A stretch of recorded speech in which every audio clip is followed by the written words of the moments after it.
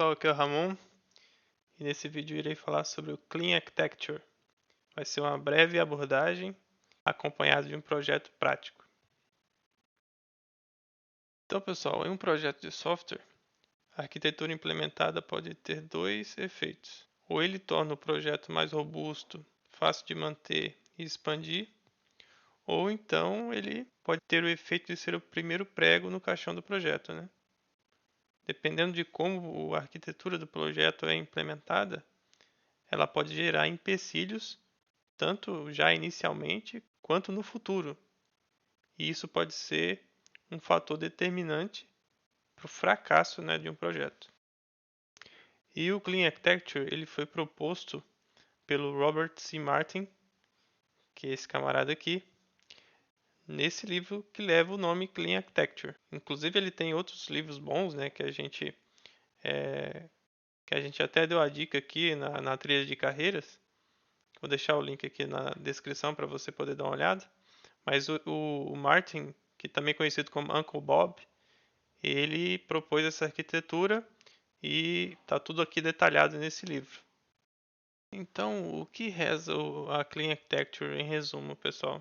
Dividir o projeto em escopos ou assuntos, né? Diminuindo o acoplamento, é de fácil testabilidade e tem uma fácil abertura para novas funcionalidades. Então, em resumo, é isso que reza o Clean Architecture. Então, aqui na figura, aqui ao lado, a gente pode ver que o projeto ele é dividido em camadas, né? Nessa figura aqui a gente vê as camadas. Essa camada mais externa, essa aqui e aqui a camada mais interna. Então, isso aqui é essa primeira parte aqui, dividir o projeto em escopos ou assuntos. Aqui nas entities tem a legenda aqui do lado, que é o Enterprise Business Rule, que são as regras de negócio. Essa aqui é a camada de Use Case, que são as regras de aplicação. Essa verdinha aqui é a interface and adapters. E essa camada aqui mais externa são os frameworks and drivers. Existe algo bem interessante aqui que são as dependências. Para que o código fique mais desacoplado, então a camada mais externa ela não pode ser referenciada por uma camada mais interna, a não ser que a gente use interfaces. Por exemplo, essa camada aqui, que é a mais externa, ela não pode ser referenciada aqui diretamente, porque a camada mais interna não pode ter conhecimento das camadas mais externas. Isso ajuda a que o código fique desacoplado.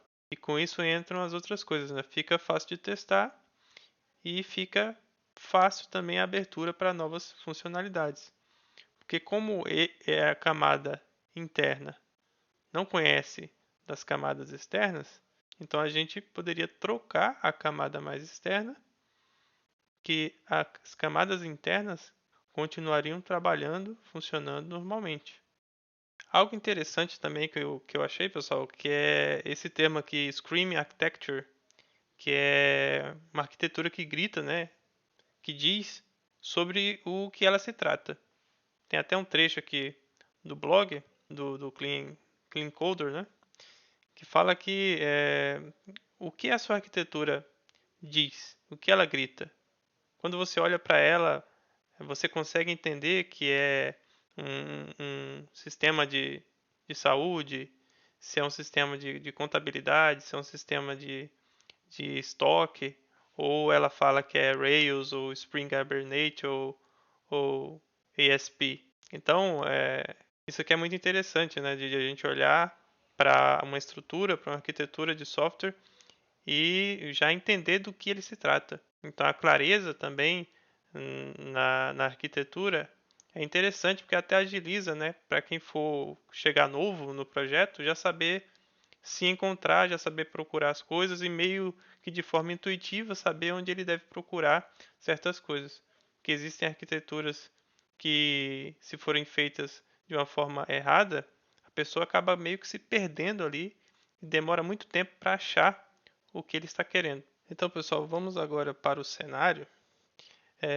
Como eu falei anteriormente, né, esse vídeo aqui não será um vídeo grande, é uma breve explicação sobre o assunto, porque eu pretendo fazer um vídeo só, senão o vídeo vai ficar muito grande. Então vamos aqui para o cenário, né? Deixa eu contextualizar aqui a gente.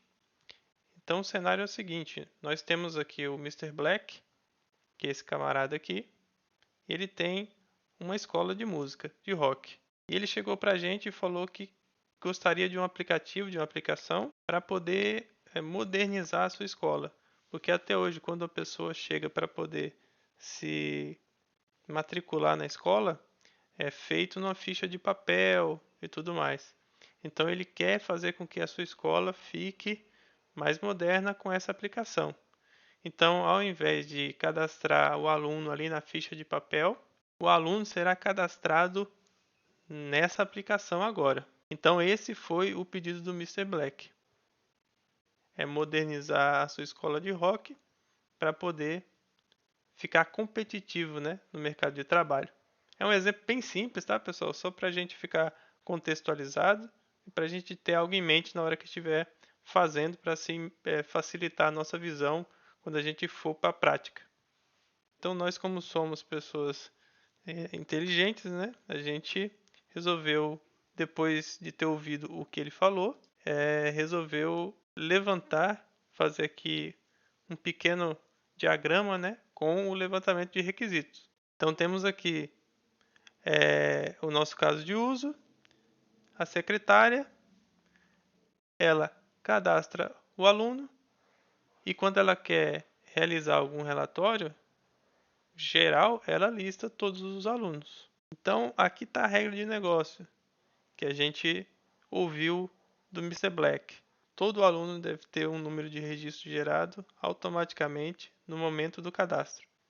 Porque hoje em dia, como a gente já falou, quando chega uma pessoa nova e se matricula na escola, esse número ele é gerado manualmente. A secretária vê qual o número disponível que tem e gera esse número, põe na ficha dele e guarda lá. Então essa aqui é uma regra de negócio que quando criar um aluno, não terá mais interação humana nessa parte. O código do aluno já será gerado automaticamente. Então essa é a regra simples que nós vamos ter para poder aplicar aqui nesse exemplo. Então é isso aí, pessoal. Vamos começar aqui a criar o projeto prático. Vou deixar aqui no Java 13 mesmo. Projeto Maven. Então, Next. Aí o nome do projeto vai ser Escola de Rock. Vamos personalizar aqui as informações. Aqui no Group ID. Vou colocar com ponto .8k. No artifact vai ficar isso mesmo, no version também. Pronto, o projeto foi criado. Agora eu vou remover a pasta src que foi criada aqui automaticamente.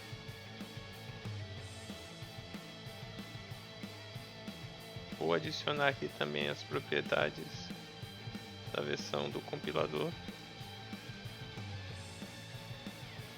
Vou adicionar também as dependências, que são elas Spring Boot Starter, Spring Boot Starter Web, Spring Boot Starter Tomcat, a opção Compile aqui e o Build aqui. Vou sincronizar de novo. Agora eu vou criar o módulo app, que será o nosso primeiro módulo, e esse módulo vai servir para subir a aplicação. Basicamente ele vai ter somente esse propósito.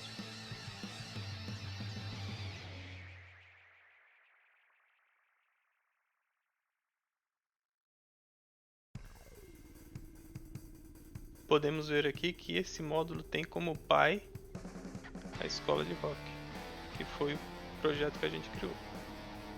Agora dentro da pasta Java que está dentro de main, eu vou criar o pacote com e também o pacote O8K.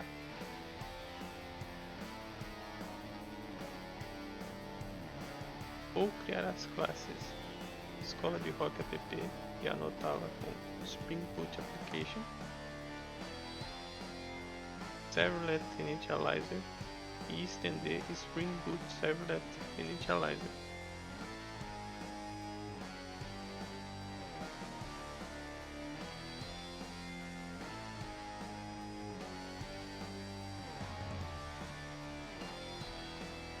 Option Enter para importar. Vou implementar o método main, importar aqui também. Não esquecer de passar o args aqui também como argumento.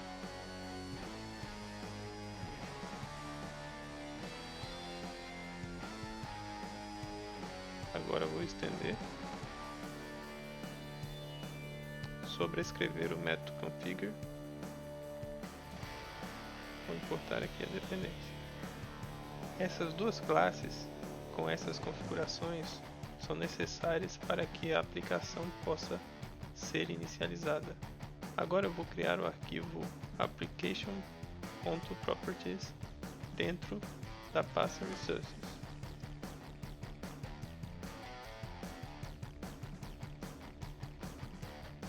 Vou adicionar agora a porta do servidor com o valor de 9090. Isso indica que quando o Tomcat subir, o servidor vai subir nessa porta. Mais adiante, vamos colocar mais propriedades nesse arquivo. Vamos rodar a aplicação aqui para fazermos um teste.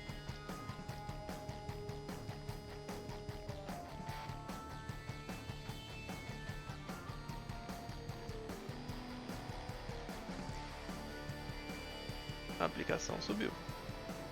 Tá vendo aqui que ela subiu na porta 9090 e leu essa propriedade aqui sem problema. Vou criar agora o módulo Core, que é onde ficarão contidas as classes de negócio. Esse módulo também poderia ser chamado de domain. Vou parar aqui o Tomcat.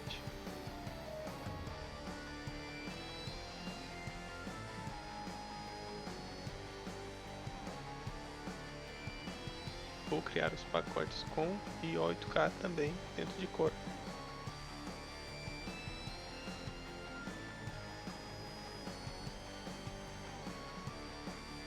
Dentro de 8K eu vou criar o pacote chamado aluno.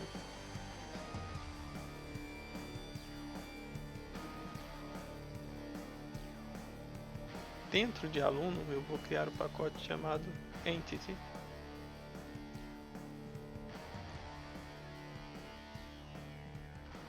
Provavelmente você se recorda da imagem que eu mostrei anteriormente, onde a camada mais interna era a camada onde ficavam as regras de negócio. Então, nesse caso aqui, Entity é essa camada mais interna. Vamos criar dentro dela a classe chamada Aluno.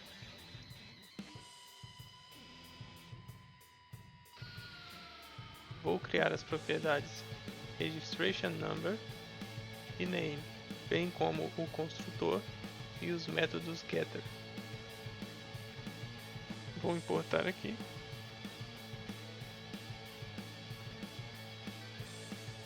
Lembra que a regra de negócio era que todo aluno criado deveria ter um número de registro gerado automaticamente.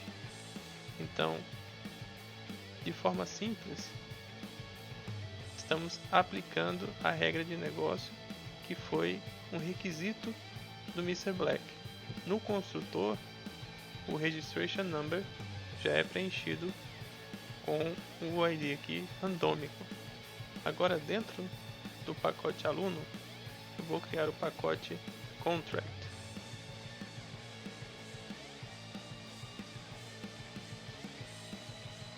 Nesse pacote ficarão contidas as interfaces do domínio. Dentro do pacote Contract, eu irei criar a interface Aluno Repository.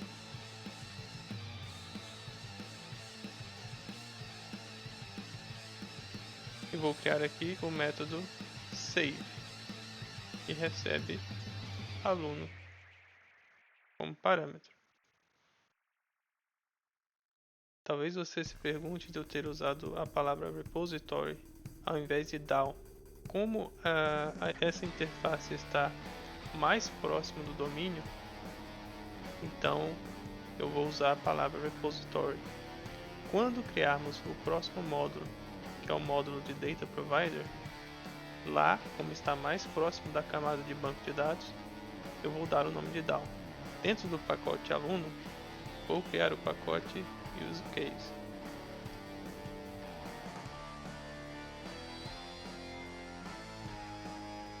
Você deve se recordar que naquela imagem que eu mostrei dos casos de uso com a secretária, um dos casos de uso era o registro do aluno.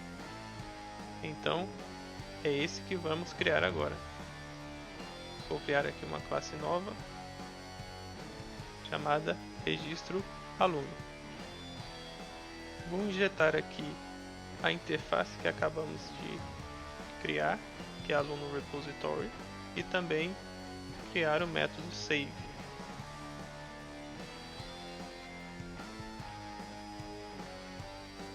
Vou anotar aqui com @service.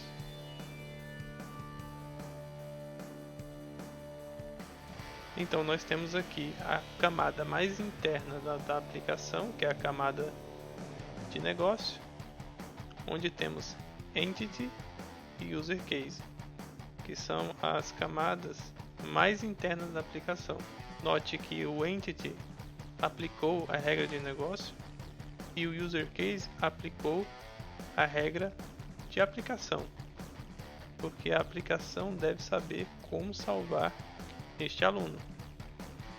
Repare também que na classe aluno entity, essa regra de criar um número automaticamente para cada novo aluno é uma regra intrínseca ao negócio. É algo que vai acontecer mesmo se não tivesse uma aplicação. Então as regras de negócio que estão na camada mais interna são aquelas regras que acontecem independentemente da aplicação. Antes do Mr. Black nos pedir essa aplicação, todo aluno novo matriculado recebia um número de registro que era criado manualmente pela secretária. Algo interessante também é que o POM principal mudou. Agora o packaging dele é do tipo POM e o IntelliJ colocou automaticamente aqui os dois módulos que já foram criados, que é o app e o core. Vamos agora criar um módulo chamado Data Provider.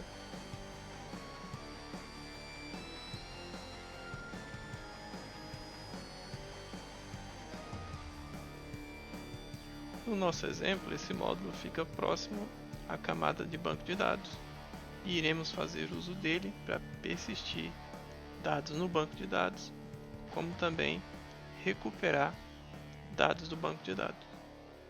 No arquivo .xml aqui do Data Provider, vou colocar as dependências, que são o próprio core. Então podemos ver aqui que o Data Provider está numa camada mais externa. Então não tem problema dele ver o core que está numa camada mais interna. O problema seria se o core tivesse uma dependência desse tipo, o que não tem nesse caso. A outra dependência é do JPA, a outra é do H2, com o scope de runtime. Temos também aqui o bind API e o Glassfish aqui. Vou sincronizar. Vou criar novamente os pacotes com IO8K dentro aqui do pacote Java do Data Provider. Dentro do IO8K eu vou criar um pacote chamado Repository.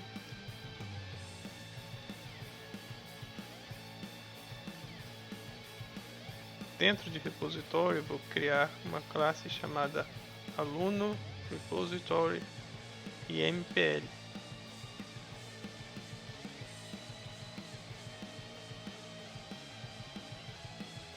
Essa classe vai implementar Aluno Repository que criamos lá no pacote core.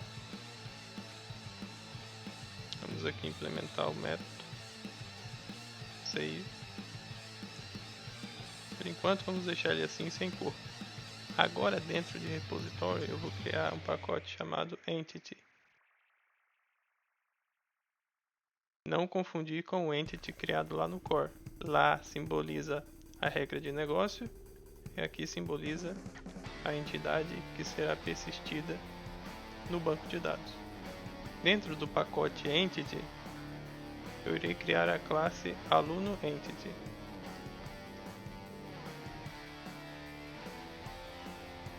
Sei que fica um pouco redundante, mas para a didática do vídeo, acho que fica melhor. Vou anotar a classe com @entity e @table. Vou importar aqui também a tabela. Agora vou colocar as propriedades, bem como os construtores. Então essa classe tem ID, Registration Number e Name. Agora eu vou criar dentro do pacote Repository a interface AlunoDAO.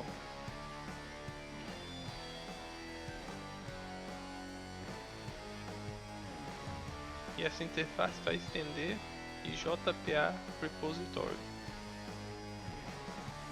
Por AlunoDAO estender de JPA Repository, para as nossas necessidades aqui, já é o suficiente, que a gente consegue acessar o método save do JPA Repository. Agora eu vou injetar esse AlunoDAO dentro da classe Aluno Repository em MPL. Agora nós podemos chamar o método save, que é implícito do AlunoDAO. Então, como eu falei anteriormente, eu vou dar o nome de DAO porque ela está mais próxima da camada de persistência no banco de dados.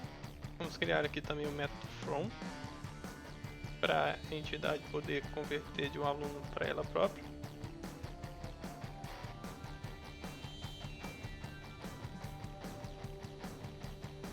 E vamos aqui retornar um novo aluno entity. Agora que estamos próximos de persistir no banco de dados, eu vou adicionar lá naquele arquivo de Application Properties as propriedades pertinentes à persistência no banco, que no nosso caso aqui será fazendo uso do H2.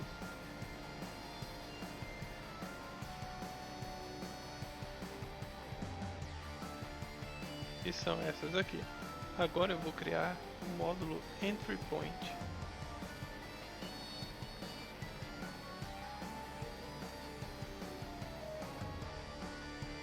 Vou adicionar a dependência do core ao POM do Entry Point também. Vou sincronizar aqui. Vou criar os pacotes com I8K aqui no Entry Point.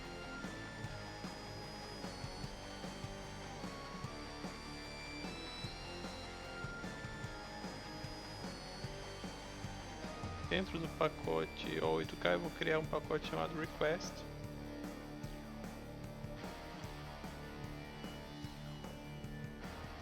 Dentro do pacote Request eu vou criar uma classe chamada Aluno Request.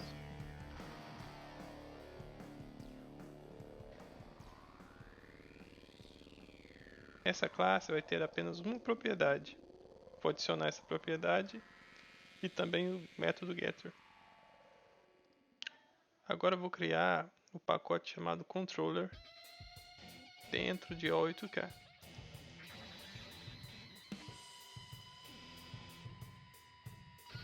Dentro de Controller, vou criar Aluno Controller.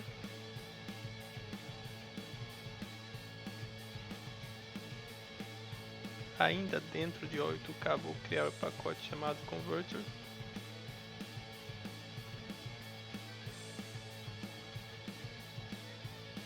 E dentro desse pacote vou criar a classe Aluno Request Converter.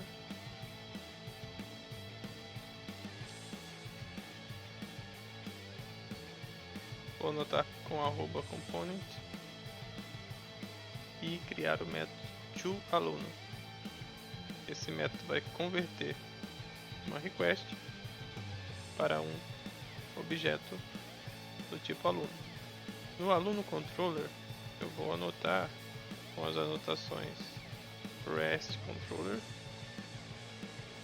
aqui request mapping, tendo esse endereço aqui exposto, /api/alunos. Dentro do controller eu vou injetar registro aluno e aluno request converter e também os endpoints de get and post.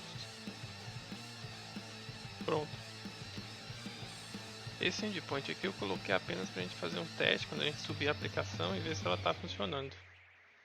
Esse endpoint aqui é o de salvar, né? Tem aqui o post, então a gente vai mandar um post aqui para esse controller e ele vai persistir o aluno para a gente. Agora eu vou adicionar as dependências dos 3 módulos lá no módulo de aplicação.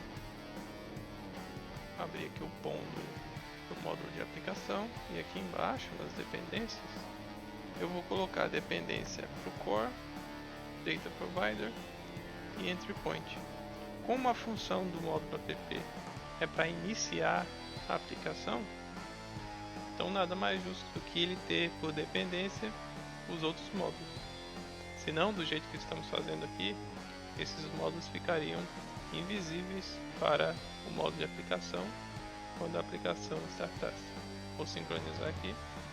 Para deixar a nossa aplicação ainda mais completa, vamos criar aqui um arquivo de README.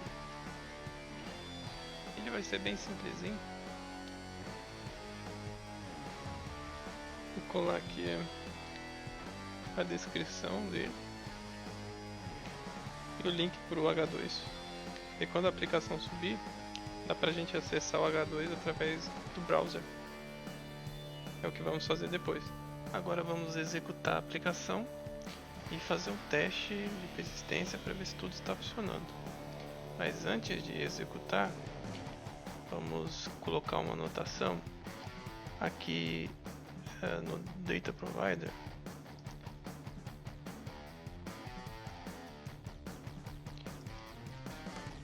Que ficou faltando, que é @repository. Ok, vamos subir a aplicação agora para ver como que ela se comporta.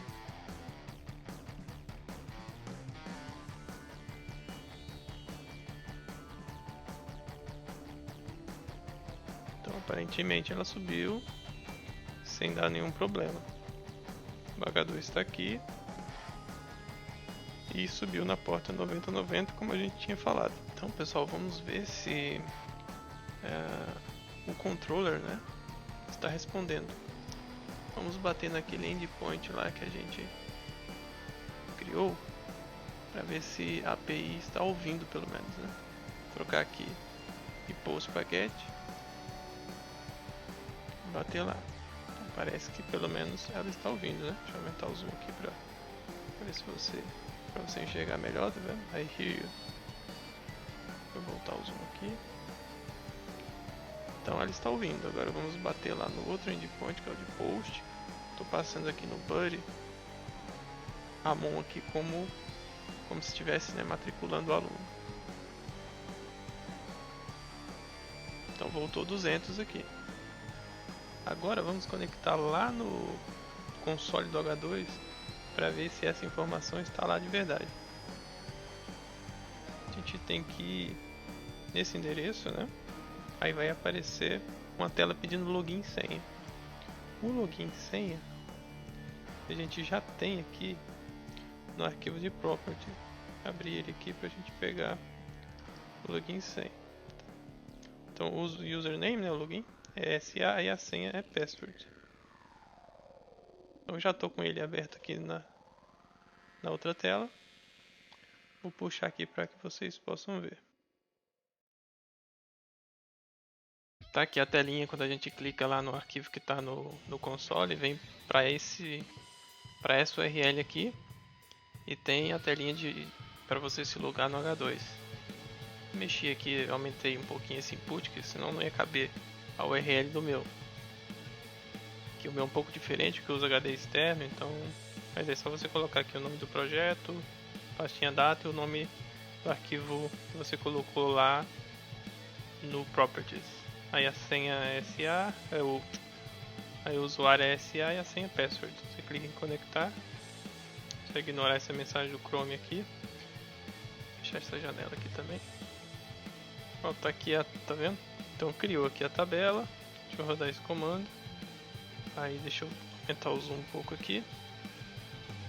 Então criou a tabela, criou o usuário que eu mandei via Postman e criou também o registration number automaticamente. Então tá funcionando. Deixa eu puxar aqui pro lado. Vou parar aqui a aplicação. Então, pessoal, recapitulando aqui, temos o módulo de app, né, para dar o start na aplicação. Temos o modo core que vai conter as regras de negócio.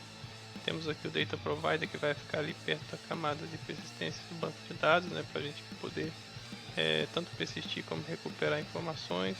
Temos aqui também o módulo de entry point, onde vai chegar as requisições REST, né? A gente usou ele para poder ver se a aplicação estava nos ouvindo as requisições, e também usamos ele para poder persistir um novo aluno, e a gente viu que a regra de negócio foi aplicada. Um ID foi gerado automaticamente quando o aluno foi cadastrado. Então espero que esse vídeo tenha sido proveitoso para você. Se você gostou, indique para um amigo. Claro que aqui ninguém é dono da verdade, né? A gente só mostrou uma forma de fazer. Você pode encontrar uma outra forma, inclusive melhor do que essa. Mas eu espero que de alguma forma esse vídeo tenha sido proveitoso para você. Então é isso aí, até o próximo vídeo.